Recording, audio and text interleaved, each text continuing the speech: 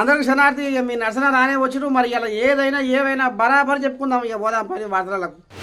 మేము భారతదేశాన్ని తీర్చిదిద్దినాం, మా సొక్కంగా చేసినాము, మా అచ్చంగా చేసినాం అని చెప్పుకొస్తుండు కిషన్ రెడ్డి.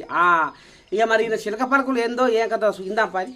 ఆచారం ఆచారం అన్నం బొట్టు అంటే పెద్ద చెరువు కుక్క ముట్టుకున్నది అన్నట్టు దేశాన్ని మొత్తం అప్పుల కుప్పలో ముంచెత్తి నిట్ట నిలువున భరతమాత నెత్తి మీద దరిద్రాన్ని కూర్చోబెట్టిరు బీజేపీ వాళ్ళు అని కాంగ్రెస్ వాళ్ళు కండెర్ర చేస్తుంటే ఇక పార్లమెంటు ఎలక్షన్ల కోసం సర్వం సిద్ధం చేసుకుంటున్నాము, జనాలు మా బీజేపీని ఆదరించాలి అని అనుకొస్తుండుల్లా కిషన్ రెడ్డి సారు.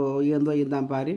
వచ్చే పార్లమెంట్ ఎన్నికల్లో పార్టీ యంత్రాంగాన్ని సిద్ధం చేయడము, ప్రజల మద్దతు కూడగట్టడం కోసము తెలంగాణ వ్యాప్తంగా మరి కార్యకర్తలతో ఒక సంకల్పం చేయించేటువంటి పని, వచ్చేటువంటి ఎన్నికల్లో పార్టీని విజయపథం నడిపించడం కోసం విజయ సంకల్ప యాత్ర పేరుతో అన్ని అసెంబ్లీలు తిరుగుతూ ఉన్నాం. అందులో భాగంగానే ఈరోజు పెద్దపల్లి పార్లమెంటులోని మరి ఈ యొక్క చెన్నూరు, అదేవిధంగా బెల్లంపల్లి, మంచిర్యాల ఈ 3 అసెంబ్లీలు ఈరోజు పర్యటిస్తూ ఉన్నాం.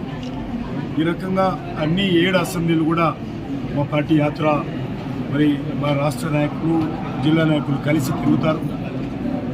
ఈ యొక్క యాత్రలో భారతీయ జనతా పార్టీ గత 9 సంవత్సరాలుగా నరేంద్ర మోడీ గారి నాయకత్వంలో సాధించిన విజయాలు ప్రజలకు వివరించి ప్రజల మద్దతు కూడగట్టేటువంటి ప్రయత్నం చేస్తూ ఉన్నాం.